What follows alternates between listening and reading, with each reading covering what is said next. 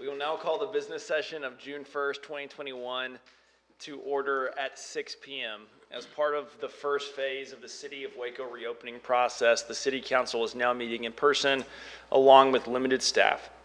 We are following CDC guidance and taking appropriate safety precautions. Public participation will remain virtual. In response to the COVID-19 pandemic, on March 16, 2020, the governor suspended various provisions of the Open Meetings Act pursuant to his state of disaster authority. The change was effective on March 16, 2020 until further notice or until the state of disaster declaration expires. While providing for as much transparency as possible, this meeting will not be open to the public attending in person and is being broadcast live at wccc.tv. Video and audio recordings will be made available to the public. According to the Governor and Attorney General, statutes that may require face-to-face interaction between members of the public and public officials are suspended, provided, however, that the governmental body offers alternative methods of communication with their public officials. This includes public comment on agenda items. In an effort to allow for as much public input as possible, those who wish to speak or submit their written comments on a listed agenda item were asked to register with the City Secretary's office by noon today. Individuals who register to speak on an agenda item must limit their comments to 3 minutes. On agenda items other than public hearings, speakers will be allotted one 3-minute presentation, regardless of the number of agenda items the speaker wishes to address. Now, please join us for the Pledge of Allegiance.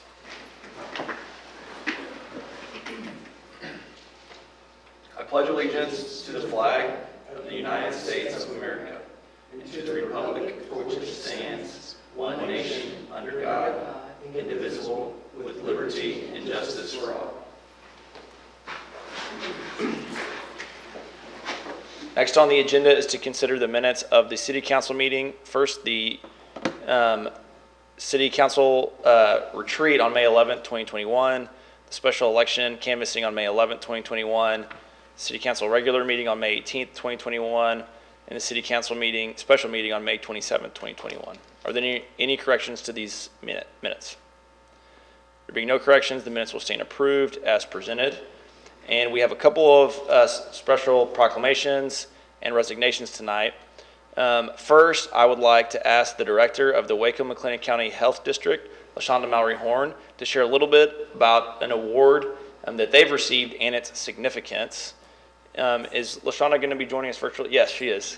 Hi, LaShonda. So this is a recognition of the Waco-McLennan County Public Health District for its efforts to promote public health and reduce risk factors for chronic diseases by the Texas Healthy Communities Program of the Texas Department of State Health Services. So with that, I will turn it over to Ms. Mallory Horn. Thank you for joining us tonight. Thank you, Mayor Meek. As the director of the Waco-McLennan County Public Health District, I'm proud to recognize the Health District's Community Health Department and their efforts in accomplishing this recognition. The Community Health Department is led by Supervisor Ashley Williams, with our Texas Healthy Community efforts being led by Public Health Education Specialist Emily Green. This team has done a dynamic job of working with the Texas Department of State Health Services staff and local stakeholders to complete the assessment that focuses on 8 indicators, including physical activity, healthy food access, healthy work sites, environmental health, healthcare quality and access, healthy aging, mental health, and emergency preparedness. Congratulations to this wonderful team and to the Waco-McLennan County community on being recognized as a Texas Healthy Community Silver Award recipient. Thank you, Mayor. Thank you, LaShonda.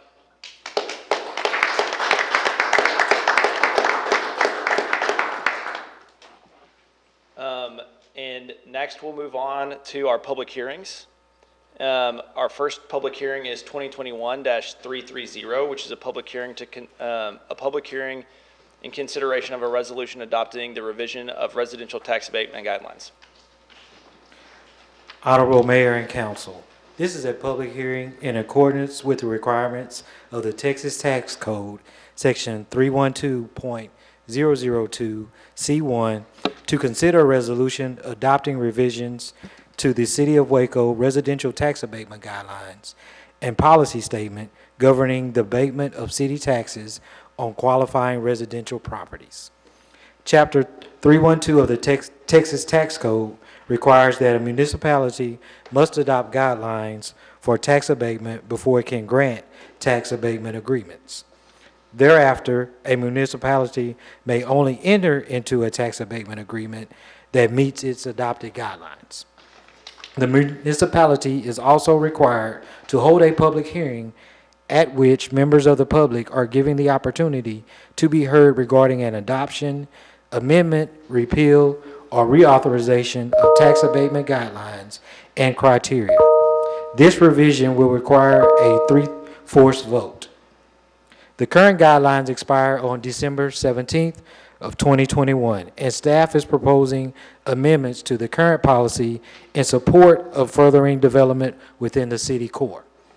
The proposed revisions include an increase of the minimum value or sales price of single-family dwellings to $110,000, inclusion of duplexes and townhomes in designated areas with a minimum value or sales price of $110,000, a maximum property value upon completion of $350,000, changing from 100% abatement of city taxes on improved tax value for 7 years to sliding scale for improvements over 5 years, starting at 50% in year 1 and progressing to 10% in year 5.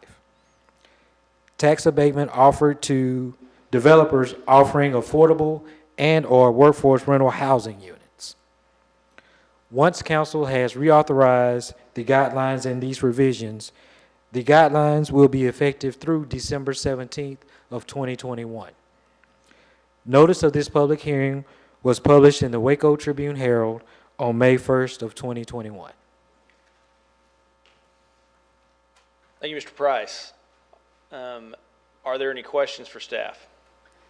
Galen, I have a couple of questions for you. First, thanks so much for your leadership on this. This is really helpful to see the proposed changes you and your staff have created. I do have a couple of questions. On page 58 of our packet, there is a list of requirements, and one is that a property's base value cannot exceed $200,000, but then it also says right below it that the maximum property value upon completion is $350,000. So I would be curious to see if we could strike out the property base value cannot exceed $200,000, so that way we have a wider width of eligible properties that could access this program. So that's one question. Another question is, do we have a commercial version of a program like this in a similar area in the city, or could staff look into what something like that might entail? Yes, ma'am. We can look into what something like that might entail. Okay. And then my two more questions.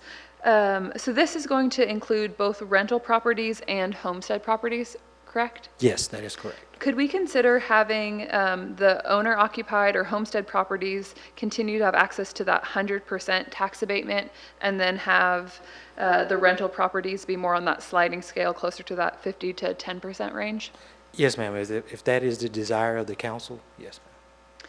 And then my final question is, this all sounds so fantastic, and we're all so excited to see increased housing and development in the core of the city. Could we increase any marketing or public information about this program, so that way the highest number of residents have access to what this looks like? Yes, ma'am. We are proposing to, in conjunction with our property project, in the creation of a new website that will include this information, as well as to how to our new policy regarding the purchase of city property. Awesome. Perfect. Thanks, Galen.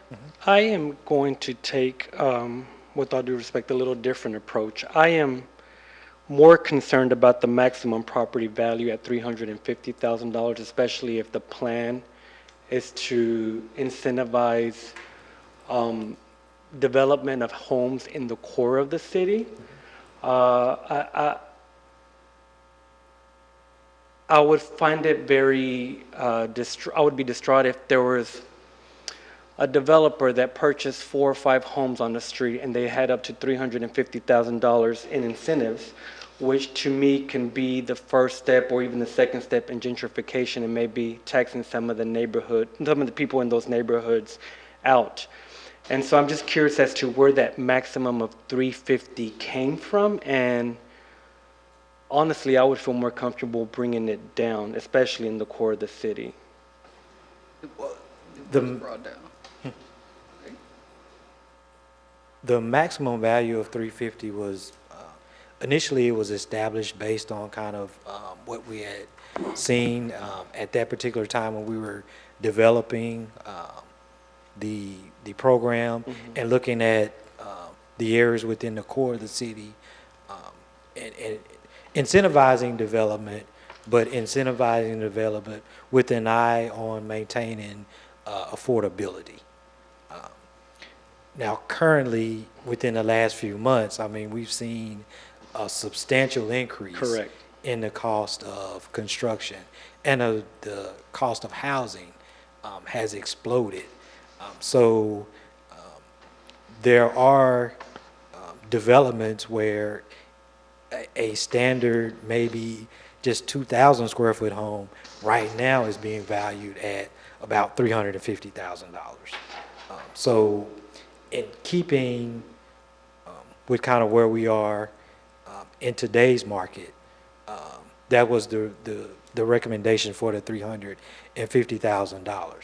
Now, with that being said, this is this policy, these amendments are only through December. Correct. And at that point in time, we will have our housing study, which Sure. dives into incentives or different types of development that we should explore and incentives to further that development. So this gives the opportunity to provide some incentive now with the ability to let's evaluate it as we move through this time period, and combined with our housing study, we'll have the ability to reevaluate at the end of this current period. And I'm glad you said that, because I think for me, I'm okay approving the way as is until December 17th.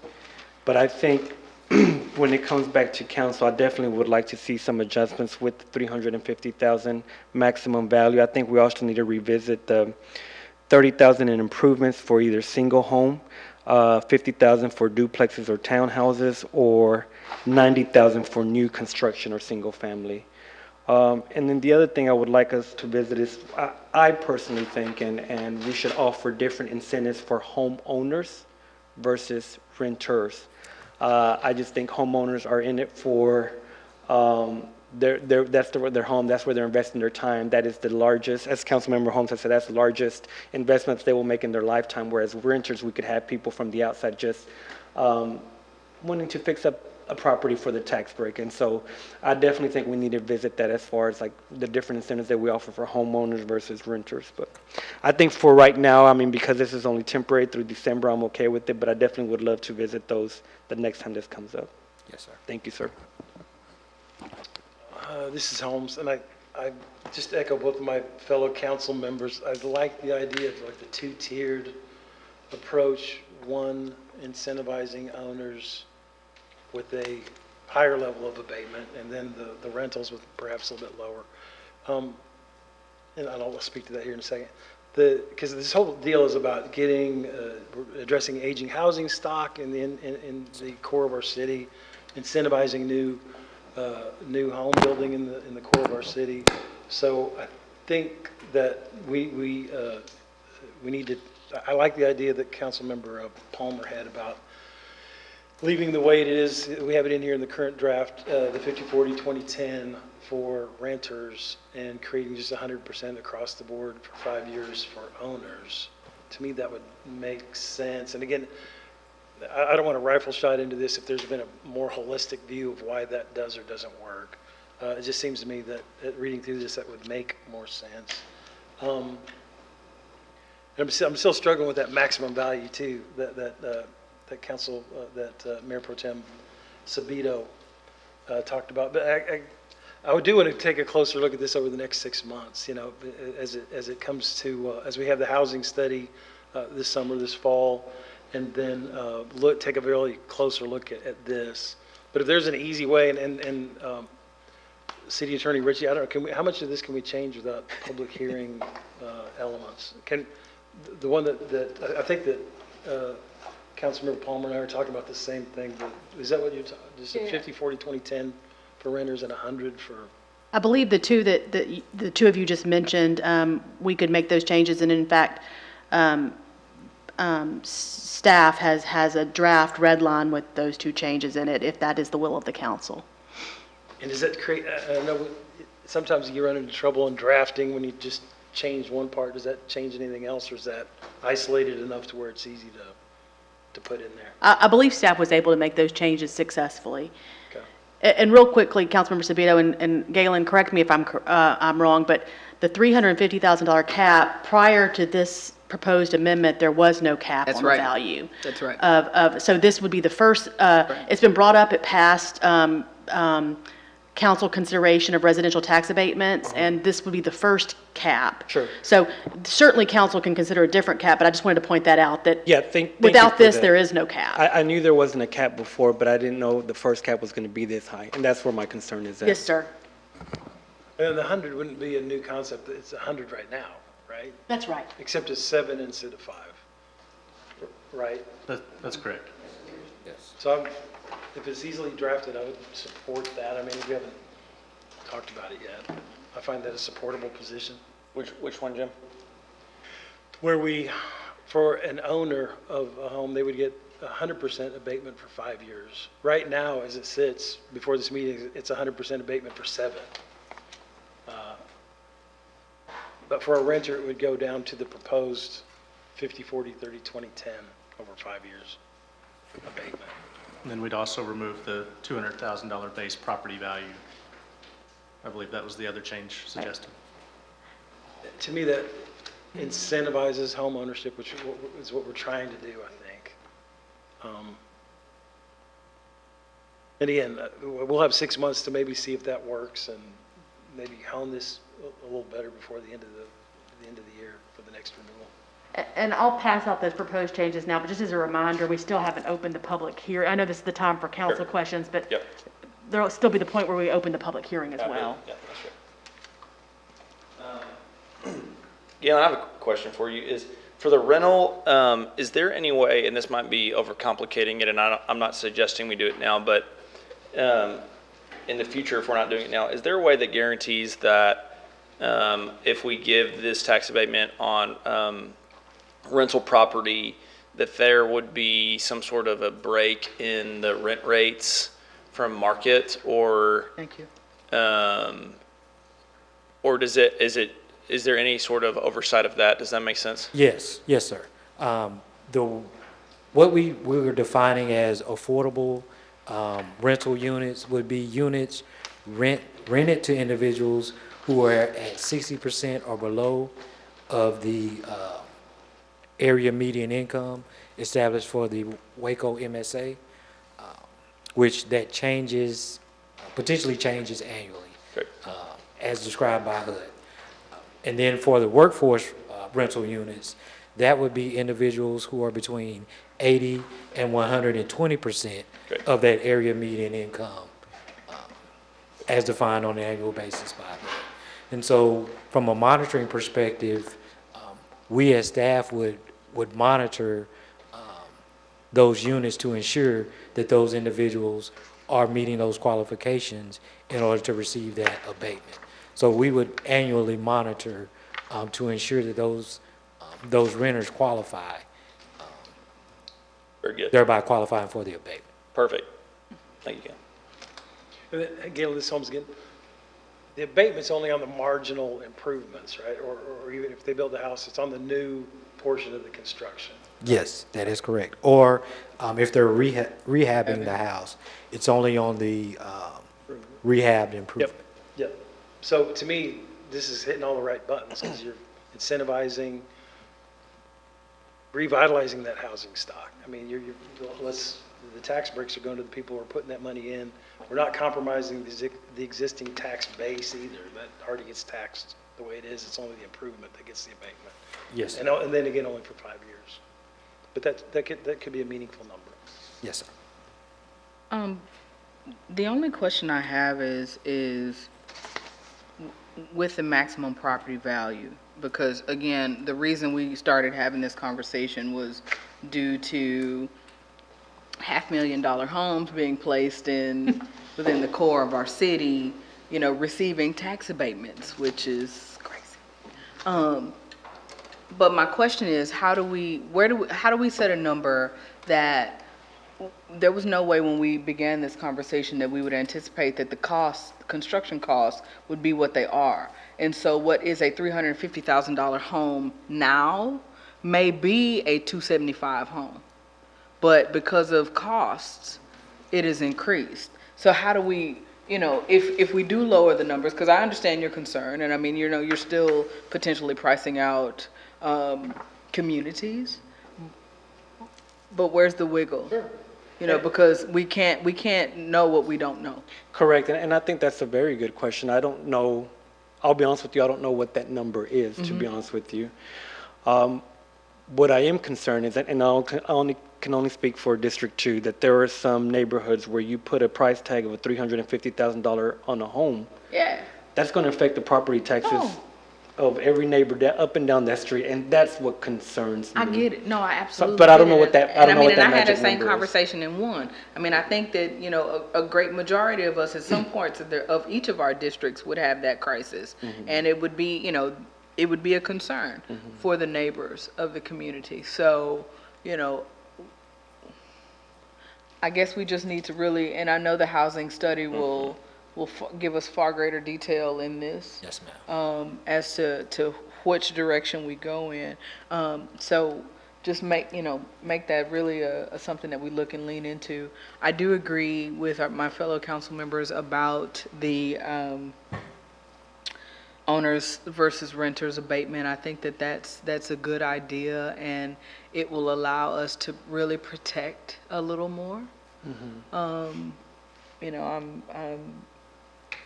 I'm all for the set housing standards, because we've run upon an issue or two Yes. over the past year, and the only way we can do that is to set a standard and refuse to allow anybody not to meet it, because our neighbors and neighborhoods deserve better. So I guess the question is, because we'll have we're doing public hearing tonight, and then what are the next steps? Vote tonight. Yeah. I was like, don't we vote tonight? But this is to December. This would be through the through the end of the year, December 17th. Oh, okay. Galen, how long would the next, let's say we approve this in December, how long is that next period that we're approving it for? Next December. It's normally 2 years. Normally years? a 2-year period. Just another month or two. Any other questions for staff? All right, we'll open a public hearing. Did anyone register to speak on this item? Yes. We'll close the public hearing. Is there a motion? Go ahead. City Attorney Ritchie, how do we can I move for approval with the edits that we made, with the amendments? The revised copy? Right, so you would move for approval with the edits that have been passed out that include, if I may, Councilmember, Please. that would include changing the proposed policy so that homestead properties have 100% of the taxable value, with $110,000 value for new construction. And for affordable workforce housing, it would be a scalable period, with the first year of taxes at 50% going down to 10% in the fifth year. And the other change, I believe, is that the base year of $200,000 has been removed. I believe that encompasses the two changes. Is that your intent, Councilmember Palmer? Okay. So, nope, you can just say, So yeah, moved. yeah. All right, move for approval with the revisions of the residential tax abatement guidelines and policy. I'll second. Any discussion? I'll just say that I hear that this tension. I think that that's been there has been this tension on what's the cap for an incentive like this, but I think there's struggle, and I look forward to the housing study, hopefully giving us some guidance on this, is we want revitalization, we don't want displacement, but part of the demographic we do want in our core is a middle class. And in order to like really build that out, I think there are going to need to be creative tools in our toolkit that help that demographic also is incentivized to make their homes in the core of our city. And I think that, it is crazy based on where we were 10 years ago to think that a $350,000 home really is a middle income home. But that might be what our housing study says. And so I do think that we're going to get some good guidance, hopefully, on our housing study on how we navigate this and build out and incentivize the different cross sections of a healthy core community that we want. That also includes good policy that doesn't displace, but also good policy that helps build out the middle class. So I think that that's something that we're all going to look forward to having a broader discussion on when that housing study comes out. But I feel good about this now. Okay, please poll the council. Yes, sir. Holmes? Aye. Palmer? Aye. Porteroo? Yes. Fairfield? Yes. Sabita? Yes. Meek? Yes, that motion carries. And we'll move on to the consent agenda. We've received speaker cards for agenda item resolution 2021-352, 353, 354, and 356, which will be removed from the consent agenda and voted on separately. Esmeralda, will you please connect the speaker or read the comments for these agenda items? Sure. It's actually a submitted comment to be read by Dr. Alan Northcutt.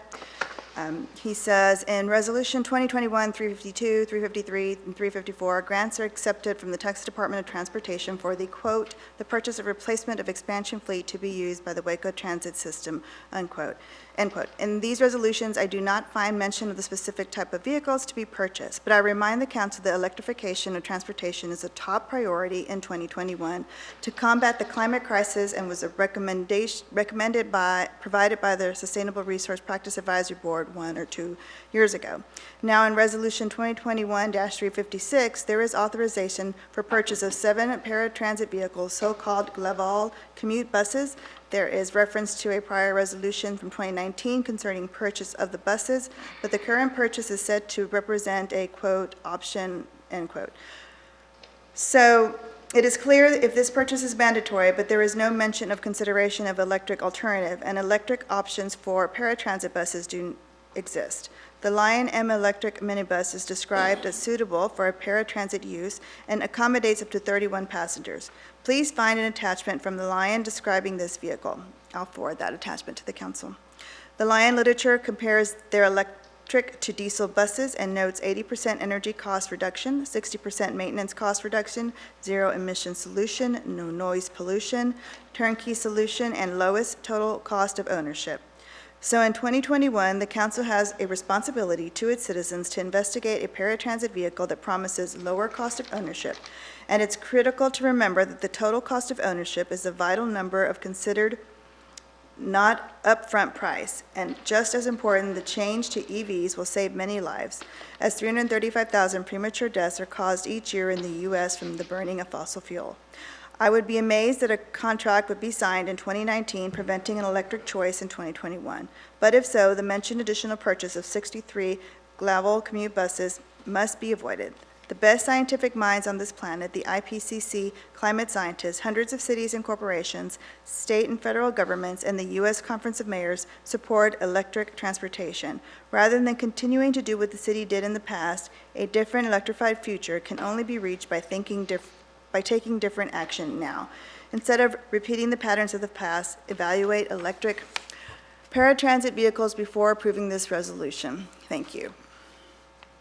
And that's all I have, Mayor and Council. Thank you. Jennifer, can we vote on all 4 of these agenda items at once, or resolutions at once, or should we go resolution by resolution? I think it'd be better to go resolution by resolution. Is there a motion on resolution 2021-353? Motion for approval. Second. Discussion? Please poll the council. Aye. Palmer? Aye. Yes. Fairfield? Yes. Sabita? Yes. Meek? Yes, that motion carries. And we'll go to 2021-352. I said 353 last time, correct? So we'll do 352. Is there a motion? Motion for approval. Second. Any discussion? Please poll the council. Holmes. Aye. Palmer. Porterrood. Yes. Fairfield. Yes. Sabido. Meek. Yes. The motion carries, and we'll do resolution 2021-354. Is there a motion? Motion for approval. Second. Any discussion? Please poll the council. Holmes. Aye. Palmer. Porterrood. Yes. Fairfield. Sabido. Meek. Yes, that motion carries. Is there a motion on resolution 2021-356? Motion for, 56 or 355? And then just 356. There's no 355. Is it 356? It's in the pooled ones. Yeah. motion for approval. Second. Any discussion? Yeah, on this one, I do see what Dr. Northcutt's saying, because we normally, our process is to at least present the electric, or the green alternatives, and whether it fits our pricing and in the city's objectives. In this case, it seems a little different, though, in that it's a different entity that we're buying for, right? It's the McLennan County Rural Transit District. So is there a distinction between our kind of standard of looking at these and kind of buying for a third party, so to speak? I don't want to put a different standard if it's not, the city of Waco. Or we've said in our energy guidance document that as we buy and price vehicles, that we'll at least look at the alternatives. I don't think there's a different standard. I think we should have put a note in there about the review of electric vehicles on this purchase as well, and we'll do that in the future. I think as a result of that not being something that was included in this agenda packet, I'm going to vote no for this one, just because I want to really be sure that we are actively looking at each of the EVs every time that is possible, especially with something like a paratransit vehicle as opposed to a fire department truck or a city bus that we've looked at. This feels like potentially a feasible alternative, and so for that reason, we'll be voting no. Any other discussion? One more question. Is there a timing, or we already kind of we already bought these, or is there a timing sensitivity? I just want to be consistent. I mean,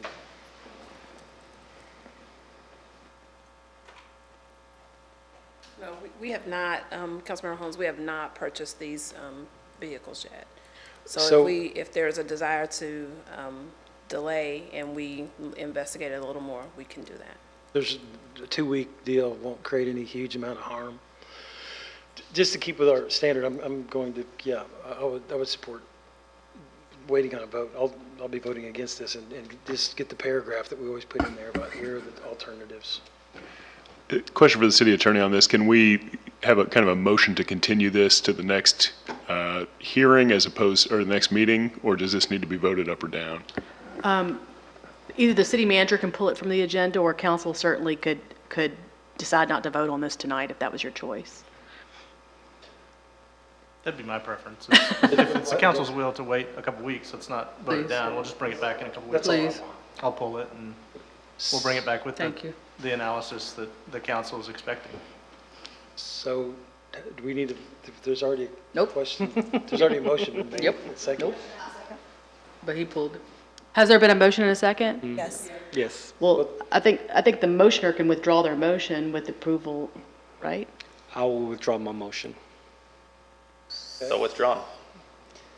And pulled from the consent agenda, per city manager's pulling. Pulling thereof. Poor Bradley. So do we need to make a motion we don't need to do Nope. anything? No, Okay, good. All right, the consent agenda will consist of resolutions 2021-331 through 2021-356, except for the resolutions 2021-352, 353, 354, and 356. Is there a motion on the consent agenda? For approval. consent Second. agenda.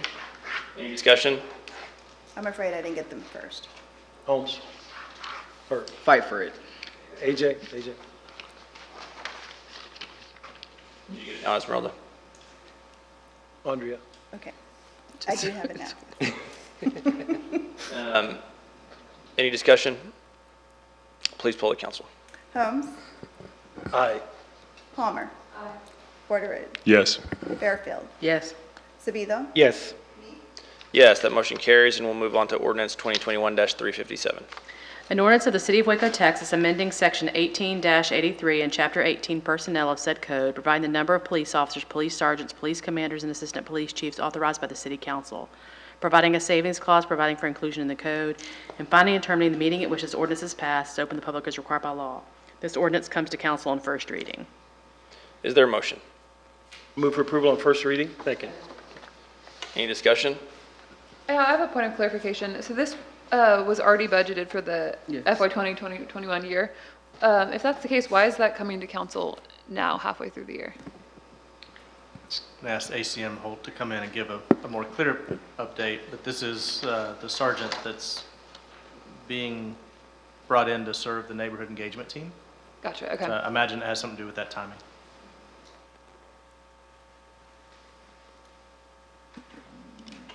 So the position was included in the budget, and that was what had previously been voted on. This is the authorized strength, which is required by code to Gotcha, be okay. approved by council. Perfect, thank you.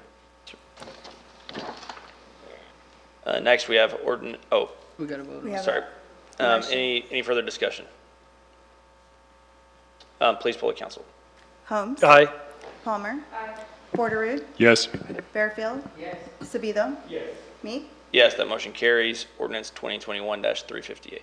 An ordinance amending the project and financing plan for reinvestment zone number 1 for tax increment financing, TIF or TIF Zone 1, to provide TIF funds in an amount not to exceed $315,000 to Waco Creative Arts Center, Inc., to assist with public improvements, enhanced infrastructure, environmental remediation, and facade improvements associated with the repair and renovation of 701 South 8th Street, the project being within TIF Zone 1 in Waco, McLennan County, Texas, and authorizing the city manager to execute any documents in connection therewith, providing an effective date, providing a savings clause, providing a severability clause, and finding and terminating the meeting at which this ordinance is passed to open the public as required by law.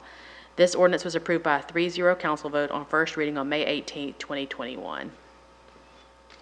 Is there a motion? Move for For approval approval. on second reading. Second. Any discussion? Please poll the council. Holmes. Aye. Fairfield. Yes. Sabido. Yes. That motion carries. We'll move to ordinance 2021-359. An ordinance of the City of Waco, Texas, providing the Code of Ordinances of the City of Waco be amended by revising Section 28-247 and Chapter 28 zoning of said code. The zoning map shall be changed so that certain property described as lots 6 and 7, Block 5, West End Addition, known as 2322 and 2324 Gorman Avenue, shall be changed from R3E district classification and become and be designated to O3 district classification, providing for penalties, providing a severability clause, and finding and terminating the meeting at which this ordinance is passed is open to the public as required by law. This ordinance was approved by a 6-0 council vote on first reading on May 18, 2021. Is there a motion? Move for approval on second reading. Second. Any discussion? Please poll the council. Holmes. Aye. Palmer. Aye. Porter. Yes. Fairfield. Sabido. Yes. Meek. Yes, that motion carries, and we'll move to ordinance 2021-360.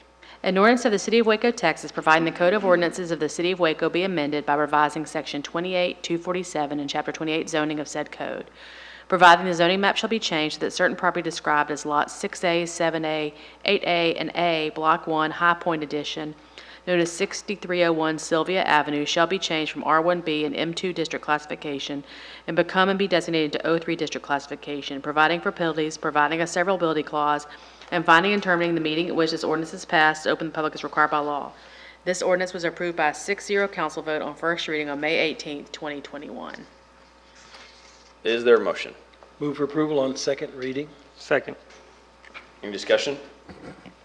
Please poll the council. Holmes. Aye. Palmer. Porter. Yes. Fairfield. Yes. Sabido. Yes. Meek. Yes. That motion carries. Ordinance 2021-361.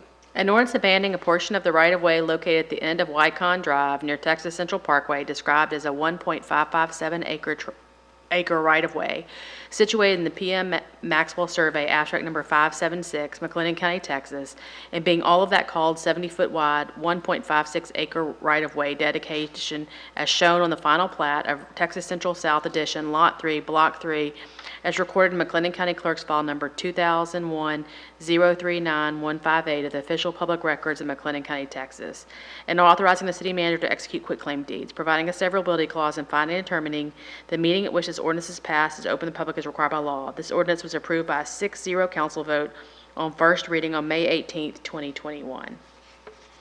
Is there a motion? Motion for approval on second reading. Second. Any discussion? Please poll the council. Holmes. Aye. Palmer. Porterwood. Yes. Fairfield. Sabido. Yes. Meek. Yes, that motion carries. Ordinance 2021-362.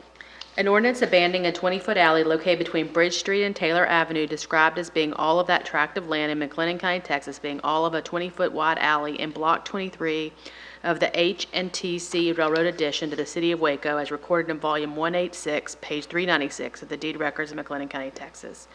And authorizing the city manager to execute quitclaim deeds, providing a severability clause, and finding and determining the meeting at which this ordinance is passed is open to the public as required by law.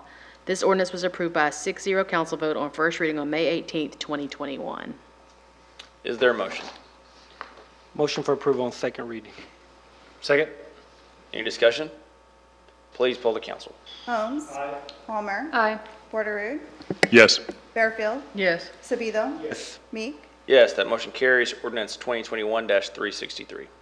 An ordinance of the City of Waco, Texas, providing the comprehensive plan be amended to change the land use designation from urban residential to medium-density residential office flex on property described as lots 23 and 24, Block 9, Wiseman J. and Company Addition, known as 1101 and 1103 Vine Street. Providing the Code of Ordinances of the City of Waco be amended by revising Section 28-247 and Chapter 28 zoning of said code. Providing the zoning map shall be changed, that the property described above shall be changed from R2 to O3 district classification. Providing for penalties, providing a severability clause, and finding and determining the meeting at which this ordinance is passed is open to the public as required by law. This ordinance was approved by a 6-0 council vote on first reading on May 18th, 2021. Is there a motion? Move for approval on second reading. Second. Any discussion? Please poll the council. Holmes. Palmer. Aye. Porterwood. Yes. Fairfield. Yes. Sabido. Meek. Yes, that motion carries. Ordinance 2021-364. An ordinance of the City of Waco, Texas, providing the Code of Ordinances of the City of Waco be amended by revising Section 28-247 and Chapter 28 zoning of said code.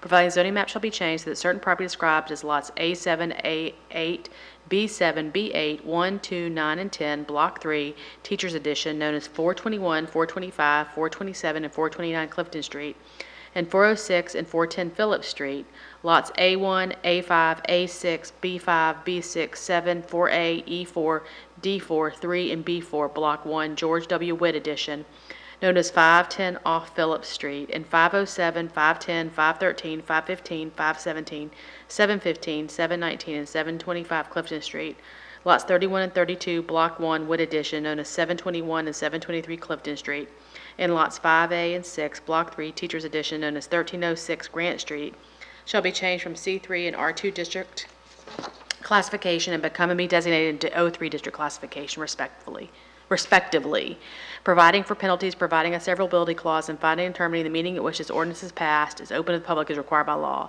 This ordinance was approved by a 6-0 council vote on first reading on May 18th, 2021. Is there a motion? Move for approval on second reading.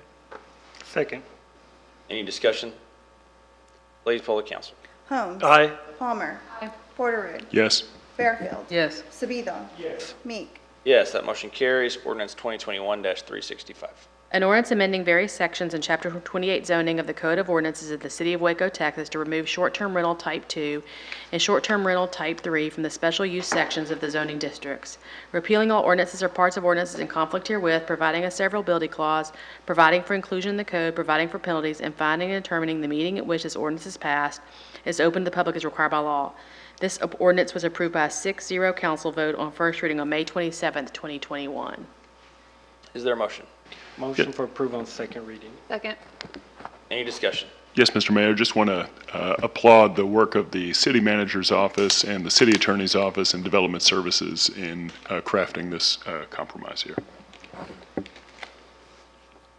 Any further discussion? Please poll the council. Holmes. Aye. Palmer. Aye. Porterwood. Yes. Fairfield. Yes. Sabido. Yes. Meek. Motion carries. Are there any registered speakers for the hearing of visitors? No, sir, there aren't. We will not open the hearing of visitors. Are there any council member reports on committees, boards, or commission liaison visits? Are there any requests for scheduling of future agenda items? Yes, Mr. Mayor. I want council to consider adding Juneteenth, or considering Juneteenth as a paid city holiday. It's already a state-recognized holiday. However, it does have to be adopted individually as a city, and I would just like to put that before the council for consideration. Thank you, council member. Are there any scheduling or requests for scheduling of future agenda items? There being no further business, we will adjourn the meeting at 6:45 p.m.